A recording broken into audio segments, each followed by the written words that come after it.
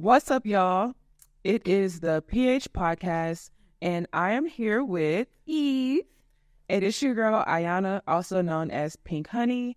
And today we're just going to hop into some fun topics. I'm going to definitely share some information about how Eve and I met. We're going to talk about some relationship information that y'all need to know of, period. Y'all going to learn about Eve's background.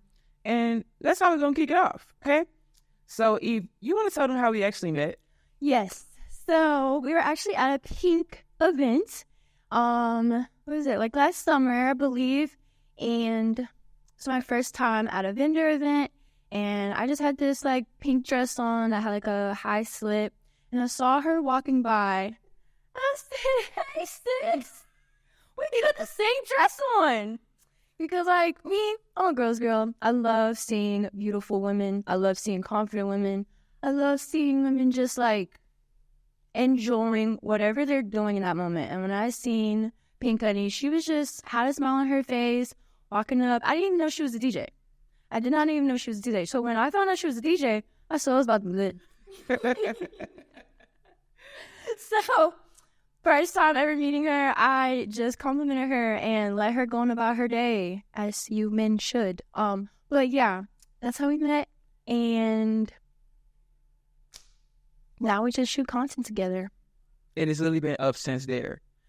And what's so interesting is that, like, you don't know that you and a person have similarities until you literally open your mouth and you're like, what do you do? And they're like, what do you do? And your personalities start, not, I don't even want to say like, I would say meet, like your personalities meet together, and from there you guys start creating and evolving together. And so from that event that we had met at, which was like the Pink event, it was outside, and I was DJing, y'all. It was hot, but it was fun. I had the music, we was turned up, honey. I have to see if I can find some clips of us out there that during that summer or whatever.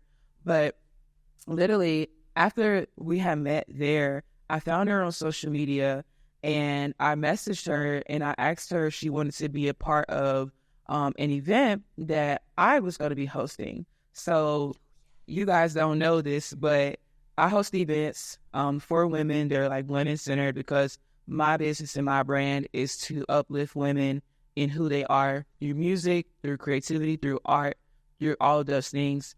And so that event that we had did together, it was called Love Your Selfie. Mm-hmm. And it, at the time, I think it was like 18 and up, but I think we was going for like 21 and up at the same time. And we had this women's centered event at a selfie studio here in Lexington. And so basically I put out this flyer, and I had also posted on Facebook that I was looking for vendors. And so that's whenever I had reached out to Eve, and I was like, do you want to be a vendor for my event or whatever? And Eve, you could tell them you on a... I just be eating it up. I just, when she invites me to an event or somebody says you want to be a vendor, yes. I am an esthetician, makeup artist, skincare enthusiast. I have my own little intimate room here in Lexington at Image Studios, and my whole goal is just to make women feel ethereal. I want them to feel like a whole new person, but like this person that they're meeting, they're in awe with. Like, they're like, who is this? Who are you? That's how I want women to feel when they leave from me, whether I'm doing the service or not. It doesn't even matter about the service. Just like when I complimented Pink Honey that day. That's not in my character, because like I'll think it in my head, and then I'll like hype myself up and get so nervous and be like, ew, what if she like yells at me? So like with that, we could probably both speak to experiences that we've had where we go out to compliment somebody and it don't go the way that we think it's going. Yeah. You know what I'm saying? Because I've had experiences where I might have thought that was somebody that it wasn't. Mm-hmm. If I'd be like, hey, so-and-so, and they'd be looking at me like, who? Like, that's not me. I don't know you, ma'am. No, for real. And so how do you follow up from like reaching out to somebody and then it doesn't go the way that you thought it would go? I am like humor is in my bones. All I do is laugh.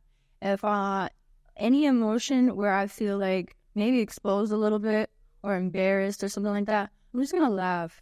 So I feel like that helps a lot, because if that person is trying to be rude in that moment, they're gonna feel kind of like weird or bad about themselves because all I did was laugh and walk away. Yeah. Like, I'm not gonna entertain it or, like, just feed into it. I just hope you have the day that you deserve. That's real. Because, like, negativity don't live nowhere near me. Ain't nobody about to deal with that. You know how much energy it mustered for me to compliment you? Yeah. Just say thank you. And leave it at that. Or I know. I accept I know. So cocky, but cool. Like, I would say my comment back, actually, and I'm going to walk away after that. Like, cool beans. I'll accept that. That's real. I'm glad you know. Yeah. I think I respond to, like, people who don't accept my energy as if, like, I respond in a way of just, it kind of hurts a little bit. Yeah. I ain't gonna lie. It do something to, like, my self-esteem. You feel like tears coming behind your eyes. Because I was like, ooh, that stung a little bit. Like, I didn't think it was all that like that. So, and then I go home and I think about it. Like, how could I have handled that better? Or how could I have went about it better? But also, you got to realize, like, out of all the shots that you take, you're going to miss half of them. And some of them are going to go in. So, like, with that, it's just, like, take it, reflect on it, but don't let it sit in your heart. Like, I literally saw this TikTok last night that was like, all life is embarrassing yourself and picking yourself back up. Like, just learning. That's all we're here to do, is to learn. And, like, I am really big on, like, not being embarrassed. I used to be super socially awkward when I was younger, so I just have a lot of anxiety of, like, possible situations that can happen right now. So, like with you, I could sense your energy was welcoming and positive. So, I just don't know. I feel like my spirit kind of knows when to pick and choose who it's okay to compliment, who is okay to approach, because those red flags start going off. I'm just like, you don't want to be bothered. yeah. Now, energy is definitely real. Yeah. Being able to sense how somebody feels based off just standing across from them is so real. And it's almost underestimated sometimes, which makes me think, I wonder how in certain environments, especially the club environment, people are so bold. So would you say it'd be the alcohol, or would you actually say it'd be the energy? I say both. Okay. I say both. Because the reason why I say both is because I used to work as a dancer, and I worked in a strip club for like a year, 2 years, and I worked on both sides. I was a waitress and a dancer.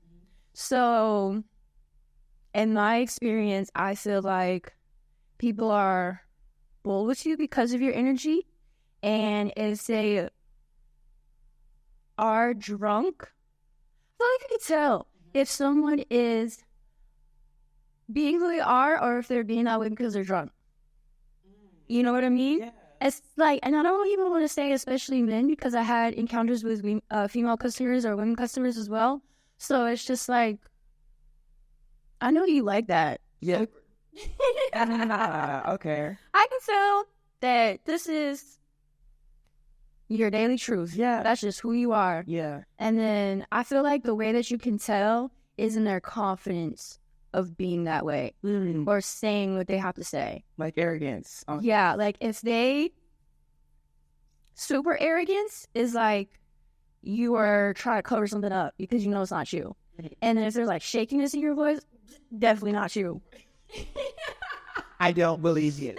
That's So like shakiness and then like overconfidence are like two indicators that's not you, bro. okay. You're scaring the host. Yeah. Yeah. You're scaring the host. Okay. That's a good point to make. I appreciate you for sharing that. That's like a vulnerable topic to discuss. And so I appreciate you allowing this space to be open to discuss things like that. Absolutely. It's just my journey through going through that was just like, now looking back, I was like, I really threw myself into the lion's den so that I could be prepared for anything. Because I grew up, like church girl in the youth group, singing every Sunday and Wednesday. And then I graduated, and I was like, I don't know about this life. Yeah. So I want something. Yeah, I don't know, Jesus. I might have to catch you if you catch me outside. How about that? Okay, keep me protected, keep me safe, make sure that my feet are on the right path at the right time at all times. But I got to do something to build my confidence. Yeah. And to be able to, like, advocate for myself. That was my biggest struggle, and it's low-key still a struggle. So it's really hard to advocate for myself. It's still kind of hard now, but I feel like this is like, tangent to the side. These tattoos I got these for like a spiritual reason, because this is, your throat chakra. Tattoos is a blood ritual. And so like I did not know that. So when I think on my tattoos, I put a lot of thought to it. Yeah. And the spider webs represent the dark feminine energy, and that is my ritual. Speak up for yourself. Yeah. Open your mouth. And I really honestly feel like ever since I got these tattoos, going through the experiences that I did when I was 19 to 21 has forced me to open my mouth, because when it comes to somebody else and standing up for somebody else, I'm right there. Yeah. I'm like jumping over couches to help them. But for myself, it's just like, Yeah.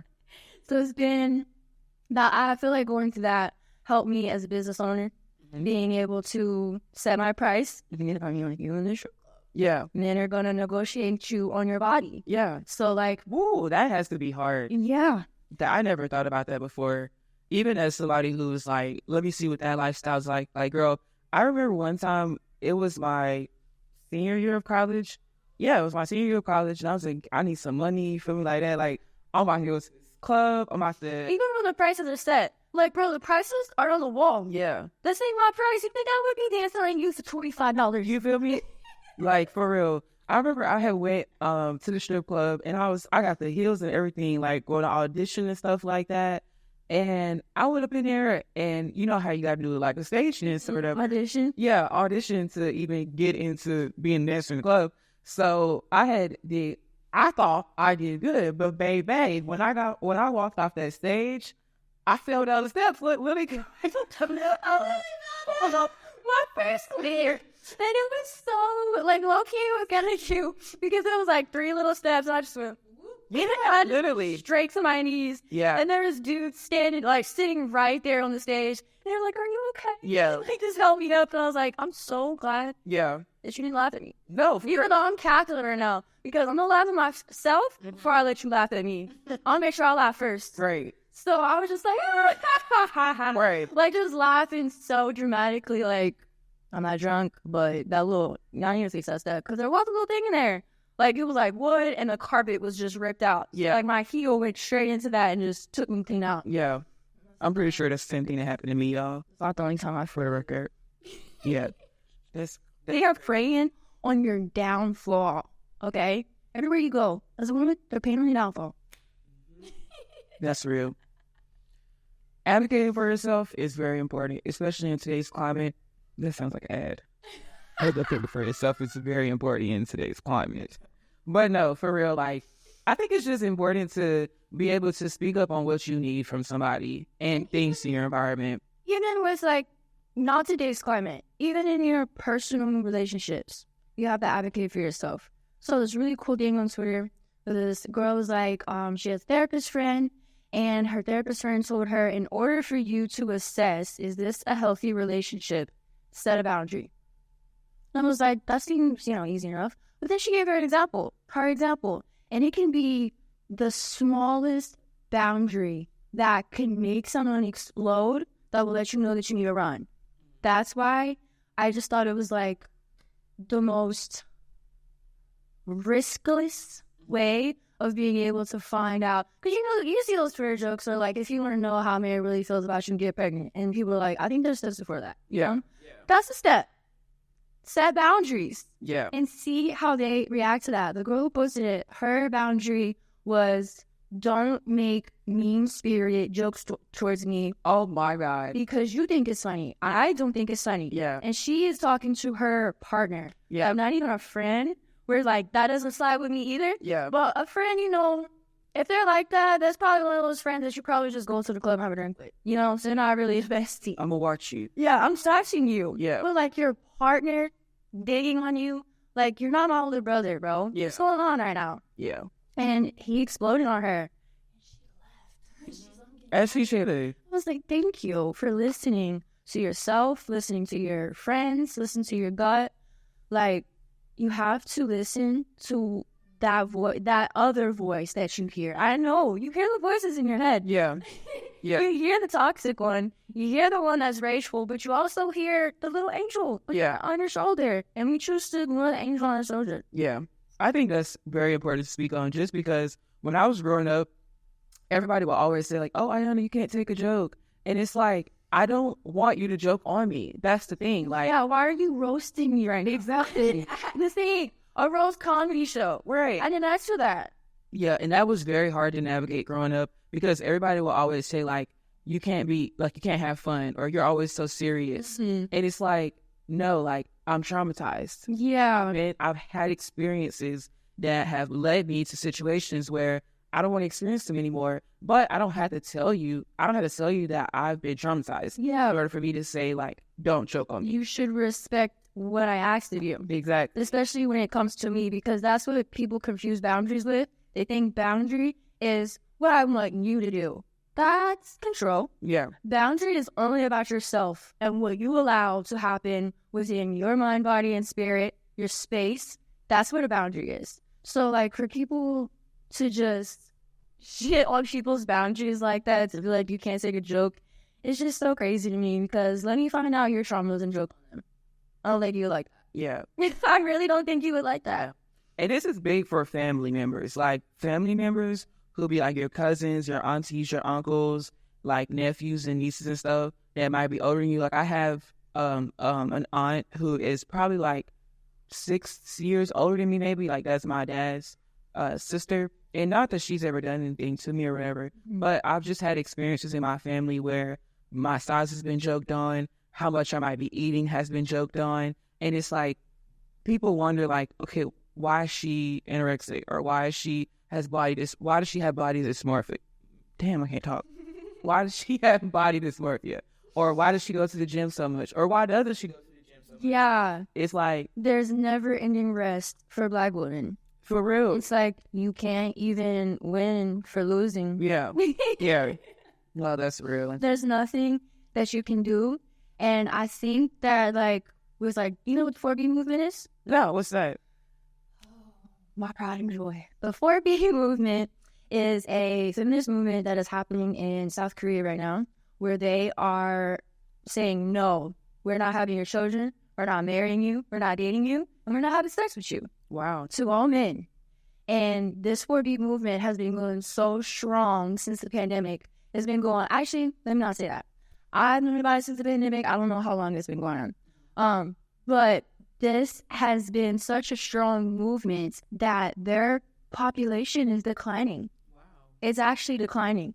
And, I mean, even on the environmental side, people who are environmentalists, they're just like, I don't want to bring a child into this world that's burning. Yeah. I don't know if my child is going to have clean water, drinkable water, when they're my age. Why would I want to bring them into the situation? So there's just, like, so many things that are going on and happening that are making these women take a stance.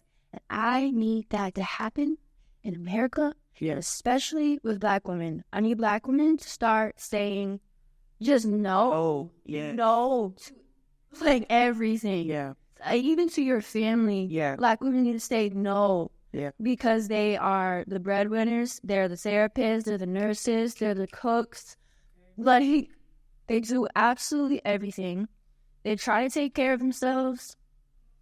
And it's just like, they can't even enjoy taking care of themselves because somebody got something to say about it. Exactly. And that's where Black women lack at, is the area of taking care of themselves, because they've been putting everybody else first for so long. And it happens generation after generation after generation. And I've seen that in my family since I decided to go to take the route of going to college and started a business, like, and then traveling out the country by myself for the first time, getting a passport and seeing how it's affected in lineage. And it's like, you got to break these generational curses off of your family by speaking up first. And Black women lack in the area of using their voice. And I remember having a counselor in college that told me, like, I have a lot of Black women clients and male white clients. In both areas, Black women don't use their voice. White males do use their voice. And so, not saying that they need to switch or flip the narrative or anything like that, but it's like, we got to recognize and harness our power just as much as our counterparts do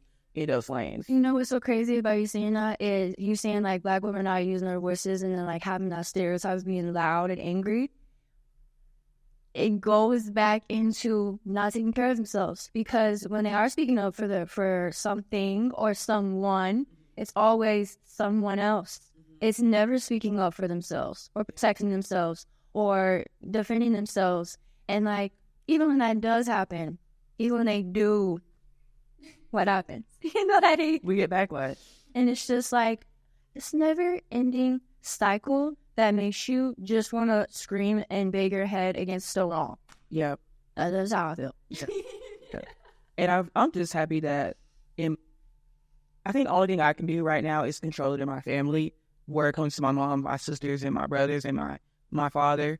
But just telling my mom, like, use sick days, take a vacation, buy your passport. Use the sick days. You know what I'm saying? Use the vacation days and take a nap. You know, you gotta spend a week and go nowhere. Lay in your bed. It is activism to be lazy. Or book a facial. You see me? Like, actually, like getting a facial is something that I did not recognize the power of. I think whenever I first started getting facials from Eve and going into her studio, I was in awe because, first of all, the only facials I've ever done for myself is like a little face mask that you wear from Walmart, whatever, at home in the mirror. But actually getting your shoulders massaged, getting your neck rubbed, getting your face like smoothened out. A deep tissue facial massage, we never had that. I'm telling you, and having that glow at the end. And then you go into the mall and people are like, oh my God, like your skin is so pretty. Yes, bitch. It is. Book a facial. Oh my goodness, that's so hilarious. And you know, another thing, like Black women, or not even Black women, but Black people, they often are dealing with like allergies and skin issues, like eczema and stuff. Lymphatic drainage massage will fix all of those things. You know, eczema is like mucus on the skin. All you need is lymphatic drainage massage, and you will start to clear up. I learned from a Black dermatologist, a Black woman dermatologist. Wow. Who just does lymphatic drainage massages to get rid of eczema. And the same for your sinuses. Massage out them sinuses. You might feel something drop in your throat. That's okay, and I'll let you get up and spit it out. You go. I'm over here trying to follow. I'm like, okay. Oh, okay. Hey. That is hilarious. Oh my goodness. That's a good point. Okay. I love that you bring up the facials though, because when my grandmother and my mom got their first facial from me, they were like in that state of awe. Mm-hmm. My last client that I literally just had before I came here, she was like, I literally didn't even know a facial could feel that good. Yeah. I was just like, and people be underestimating the power of spending this amount of money on this experience. Money is energy. Yeah. Spend the money, okay? I'm not telling you to be, crazy and like put yourself in debt, but don't be Mr. Krabs, okay? Mm-hmm. Don't be the dad from Everybody Hates Chris. Don't be Julius, okay? You need to be spending your money because you have a energetic relationship with money. And if you're always saving and counting and like hoarding it and like being like, no, I can't do that for myself because blah, blah, blah, blah, blah. you're telling your money, you're telling yourself that there's lack. And if the money knows there's lack, it's like what your body does when you starve yourself and then you eat a lot. Your body holds on to all that fat because it doesn't know the next time it's going to eat. Yeah. It's like, that's how I view money being. When you are so stingy with it, it's like, I don't know the next time you're going to spend me, so I'm just going to stay where I'm at. Yeah. I'm just going to stay exactly right here. And I noticed the more money I spend, and it's an investment to me, and I'm investing into myself, I'm investing into my business, I'm investing into my relationships. That's the framework, the mind framework around money, that it's an investment. It always comes back. You don't think about it. You don't stress about that money that just left. You're just happy with the experience that it brought you. And you see, that's why money is energy, because you are paying, like, it's an exchange for experience, for love, for peace, for relaxation. And sadly, in today's society, that's what we use. Yeah. Unless you want to trade services. I have definitely realized that speaking positively about money and having an abundance mindset has benefited me more than worrying about money. Mm-hmm. And I realized this when I went to Jamaica. I was kind of like, I was ready to go all in, but also I was telling there was like that little person in the back of my head, like, you don't know if you spend all this money, you might not get it back. And so I was like, at the end of the day, like, I want the experience more than I care about spending the money.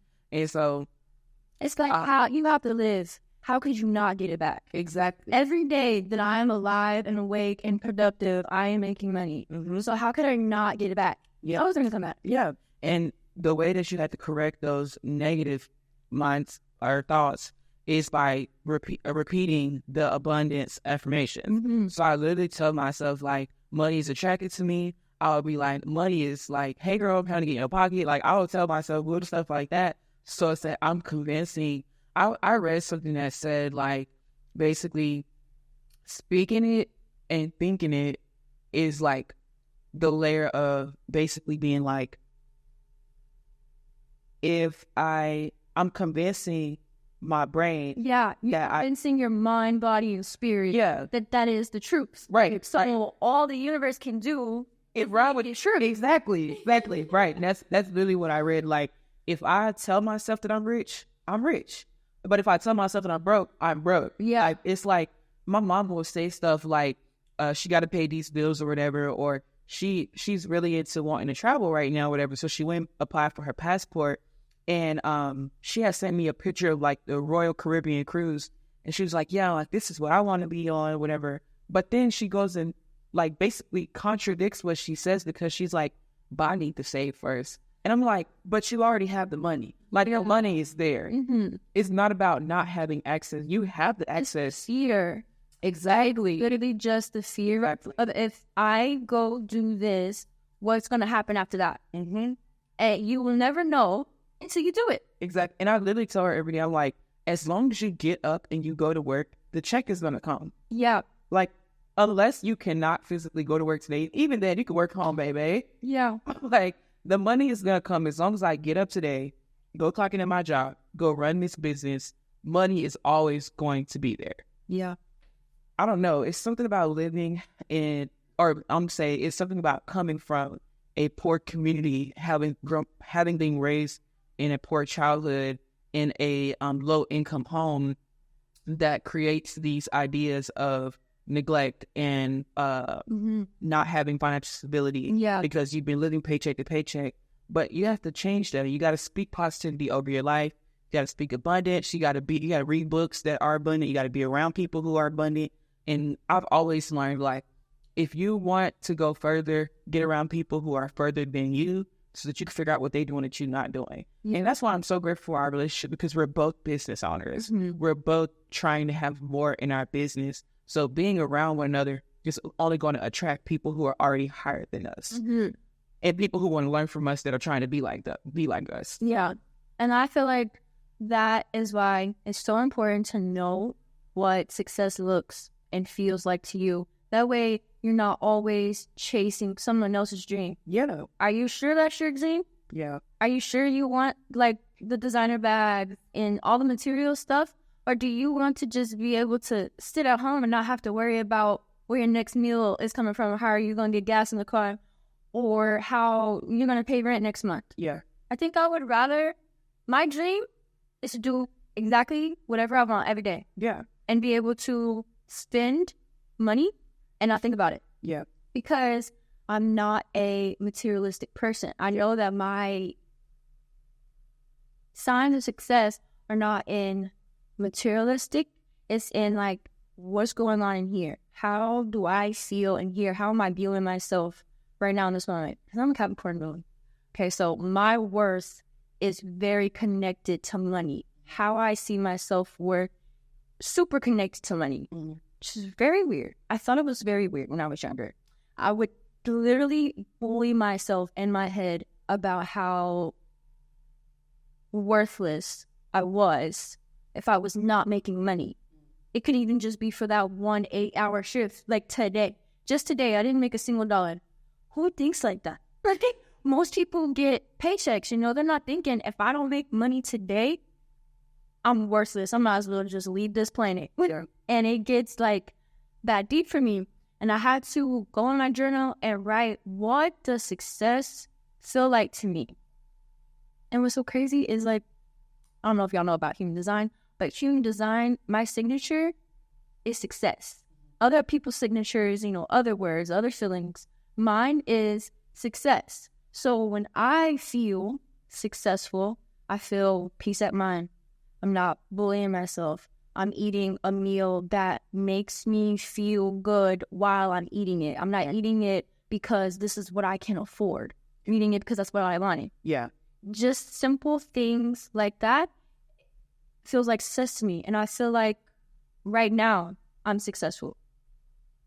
Even if I don't have a job. Even if my business isn't where I want it to be exactly, I have to build that up. And I have to go into this journey being happy exactly where I'm at every day so that I don't go chase someone else's dream. Yeah. And just chase my dream. Yeah. That's so good. You said a lot right there. That you did. I think for me, a long time ago, before I even moved to Kentucky, I was living in North Carolina. So I'm from Clinton, North Carolina, and I was born and raised there. And then we moved to Concord, North Carolina before I came to college. And I moved to Lexington, Kentucky. But when I was living in Concord, North Carolina, we had a 3-bedroom apartment. And I had a sister and a brother, and me and my mom and me. And so me and my sister, we shared the biggest room in the house, and we had a bunk bed. And then my mom, she slept in the other room. My brother had his own room because my mom was not cool with brother and sister sharing a room. Mm-hmm. And then when I lived in Clinton, North Carolina, we all had our own rooms, and it was me, my sister, my brother, my mom. We all had our own rooms, and a storm had came. It was a hurricane, and it destroyed my room. It put a hole in the ceiling, and I could literally walk in my room and see the sky. Yeah. And I could see, like, the pink from the ceiling and the bag type and all that. And so basically mold started growing inside the room. So I couldn't sleep in the room anymore. So I had to sleep on the living room floor in our house. It was like a trailer, double wide. Mm-hmm. That's when we moved to Concord, North Carolina. But I say all that to say that in that time, all I would pray for was a peace of mind. And I would ask my mom, like, how do you ask God for patience? Like, how do you ask God for peace? And she was like, well, when you ask God for patience, like, trust me, He's going to test your patience. And so I just did not understand that, because I'm like, why is He going to test something that I'm asking Him for? Like, I'm asking Him for this. Why is He going to test what's already in me? Mm-hmm. And how are you going to use it, though, if He don't test you? And so that's what I gotta say. Like, now I understand the importance of being tested in what you want. Yeah. So when all that was happening, I was just asking God for a peace of mind.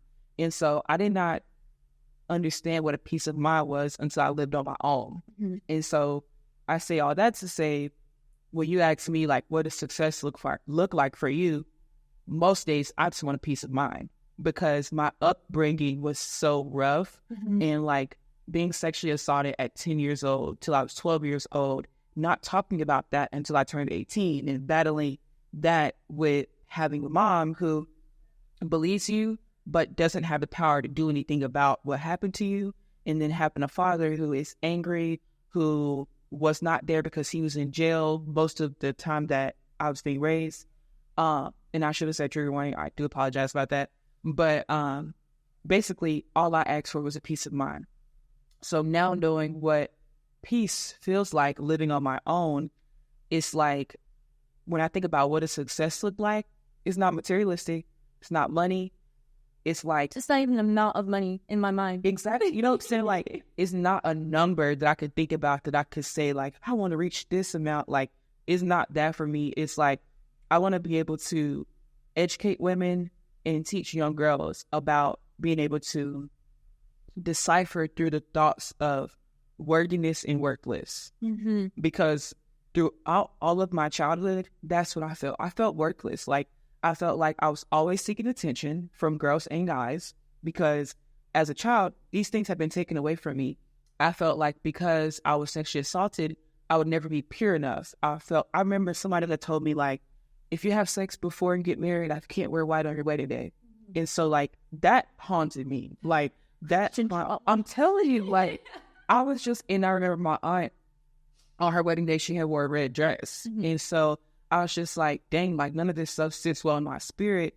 So just thinking about today, like, what does success look like for me? It's like, I just want to be able to inform people about information that we don't have access to in low-income communities. Like, if I would have never left Clinton, North Carolina to have a greater education, I would still be living there. I'll probably have a couple kids.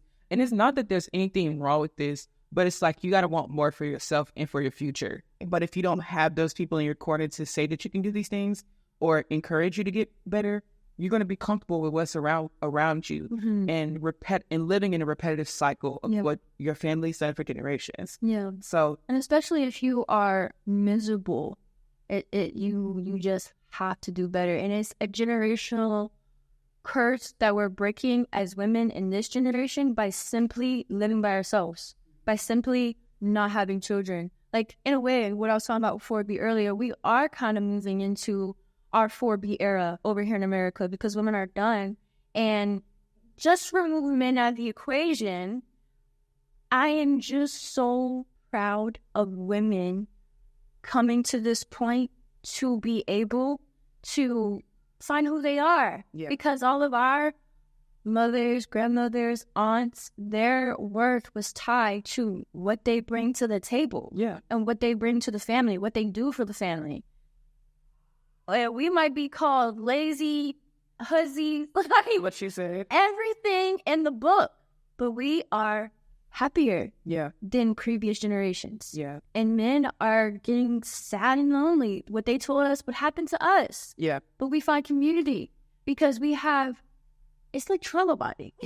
That's true. That's very true. We as women go through so much in our life and it's so relatable. It's actually disgusting how relatable it is. But it's so relatable that we're able to make these connections and have these lifelong friendships and have genuine happiness and success without there being a male counterpart. And I'm just so happy. I'm just so proud of women for that. And even like right now, when I was younger, I always said, like, I'm not getting married, I'm not having kids. That's not for me. Yeah. I'm dreaming about my little suits in my penthouse. I'm literally 5 years old, getting myself to sleep by daydreaming this scenario of me coming home from work every day in a suit, like a woman's suit with the skirt and everything, the pencil skirt. Yeah. It was so specific. It was pink plaid. I love this. And I would come home to my New York City penthouse. And that's all I thought about. I never thought about marriage or kids. And I'm married now, but I feel like I was still able to break that generational curse because I chose my partner. But I didn't feel like I have to do this. Yeah. And we don't have kids. And I don't work. It's like, I just feel as free as any of the women in my family could be in this time. Yeah, I remember just talking with my mom and, like, basically because I wanted to stop working at the job that I work at, and I have a business as well, but I wanted to just move. Like, I didn't care about anything else. And she was like, you don't have no kids. You're not married. Like, you don't have nothing that's holding you down to being there. And I was like, well, I have a lease and I can't break the lease. Like, it's going to affect credit. Like, I'm going on and on. And she's like, Yana, like, you can just leave and let that be that. So I think it's very important to understand that you are the author of your life. You get to determine what your tomorrow's going to look like, what your next month's going to look like. No matter what your yesterday looked like, you get to determine what your future is going to be because you are the writer of your story. And as cliche as it may sound, you got to tell yourself these things because if not, you will let somebody control you until you die. Like, I had to understand that I am free.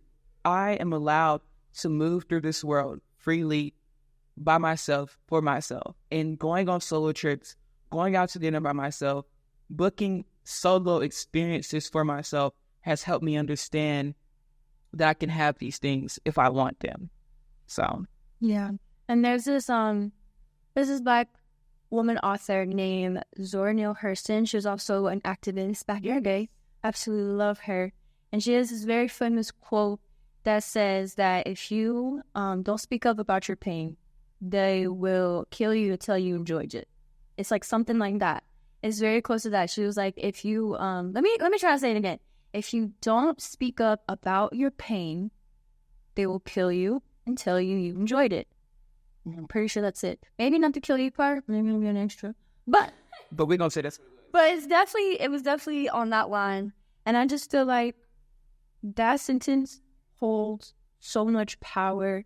I'm reading this book about humans, our species, and how at one point in world history there were multiple species walking amongst each other, and the Neanderthals killed off the last ones.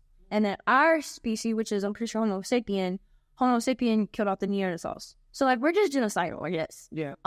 But the part of the book where I'm in right now talks about what's the difference between us and the other animals that are just like us, the mammals, the monkeys, What's the difference between us? Because we both have the intellect. We both give birth. Like, we have all these similarities. So what's really different about us? What the science? What is it, girl? We gossip. That is our evolution. Our evolution is telling stories. We went from Neanderthal, very animalistic, to religion. All we do is tell stories to make each other feel comfortable, to make each other happy, to talk about experiences. Like, our sole purpose on this earth is to gossip. I wonder if that's why people say, like, the best form of advertising and marketing is storytelling. We eat it up. We love a story. Like, in our evolution. That's the difference. Wow. Because the other thing that they compared was, like, monkeys can communicate to each other. Mm-hmm. They can't communicate with us, but they can communicate with each other. Same way, we can communicate with each other, but we may not be able to communicate with monkeys. Yeah. Evolution is literally being able to tell a story. And it's so fascinating to me. Like, thinking of when you're asking yourself that question, like, why am I here? Why are we here? Why are we on this floating rock in space? We're just here to tell stories. Like, we're literally here to just have a good time and fucking die. Yeah. Like, that's it. So, like, why would you not take every waking hour opportunity to do exactly what you want? That's what you're here for. Yeah. It doesn't matter what anybody else has to say, think, feel, comment on. They know what be. Yeah. That's all I get to say. They are not hitting you in your mouth. So do what you want, because that is exactly why we're here. God put us here so that he could experience the world in every way possible, through the trees, through the water, through the bees, through the humans. Yeah. And our purpose is to gossip. We're here to tell stories. Yeah. That just helped me understand, like, my purpose more too. Like, you telling me that I'm here on this, we're here to tell stories. It's like, that's what we're doing right now, for one. Two, that's what we do in content. Three, when somebody comes to get a service, you're fulfilling something in them that may have been pulled out or put in by somebody else. Mm-hmm. It's just like, don't underestimate the power of opening your mouth. But open your mouth and say something. Advocate for yourself. Open your mouth. Gossip. Tell stories. Yeah. Tell people no. Yeah. Tell people to shut up. You know what's so crazy? That part. Yeah. Whenever I was like in elementary school, I would get in trouble for being talkative. Like, that was a thing that when you got home, if you had to pull a red slip or you had to pull a yellow slip. Literally, I'm getting in trouble for laughing. You know what I'm saying? What? I'm getting in trouble for talking to my person who sits beside me. Oh, Ayana is very talkative in class. She doesn't know how to control her energy. We're going to have to get her on some medication. Like, that's literally what the system tells you until you grow up and you start reading and you start teaching yourself these things about the world. And it's like, damn, everything that I learned in elementary school, middle school, high school was wrong. Literally, it's all a lie. Like, we might as well just like look at each other and be like, it was all a dream. No, for real. And what pisses me off so much is when I'm at work at the airport and people are like, I'm like, how are you today? They're like, living the dream. Like, is this really your dream? Is this really your dream, babe? Be for real right now. Because I'm not with it. Oh my gosh, you know what? You know what really pisses me off? And I'm so happy that I was able to get my husband to evolve out of this type of person because he comes from a very, what's it called? Machista culture. It's just toxic masculinity for the Hispanic world. And when we first started dating, like, I like to show who I am on the first day, especially if I really like you. Like, in my head, I know I want you. I'm going to show you who I am today because I need to know where your views lie, because I can't be having you out here embarrassing me with your views. Yeah. Okay? So we had this conversation about minimum wage. And he told me how much he made as a landscaper. I was so shook, I wanted to throw up. I was like, you're in the sun. Yeah. Doing work that I wouldn't even do for $50 an hour. And they're paying you $17? Yeah. I'm shook. So he was like, laughing at my shock. And as we go into this conversation about how, like, people deserve bigger wages, and we're talking about McDonald's. Let's say, for example, talking about people at McDonald's need more money, $20 an hour, whatever. Everybody should be making $30 an hour at this point, but $20 an hour baseline. This nigga crazy. He was like, $20 an hour for flipping a burger. And I said, hold on. Do you think because they're getting $20 an hour that you don't deserve more money? Yeah. Everybody deserves more money. Yeah. You deserve $50 an hour, bro. You are literally putting yourself at risk for cancer. Yeah. With the freaking fertilizer. The fertilizer stuff. I see it in my head. Yeah. What's that stuff? The fertilizer stuff, bro. It's literally insane. And then, like, the fact that I just couldn't imagine being in a work culture where I know they don't give two shits about me, and then also working like that. Yeah. Like, doing that type of work. And not even making enough money to cover all my bills. Yeah. And then that was the whole point of the story. People who want to fight you on keeping everybody else's wages lower because they fought so hard to get the money they make. Bro, you literally make the little click on the mouse and you make like $300,000 a year. Yeah. You don't do anything important. Yeah. Everybody that does nothing important makes like $500K a year. Everyone with the important jobs, what did they call us during the pandemic? Essential workers. And you giving your essential workers period $12 an hour? Yeah. Literally, we all are. Well, we need January 6th, but for Black people. Yeah. And Hispanic people. Yeah. I didn't say that. Off the record. Again. Now that's real. I didn't say that. That wasn't me. Because it's just absolutely mind-blowing that people are, like, out here fighting for billionaires. Bro, you will never, I just want you to know right now, you will never be a billionaire. Every billionaire inherits it. It's okay. You can be a millionaire. That's ethical. That's cool. Billionaire, never ethical. Never, ever. It's impossible. Mathematically, scientifically, historically, it's literally impossible to become a billionaire if you have not exploited other people or inherited it. So please, get off Jeff Bezos' dick. Elon Musk doesn't know you.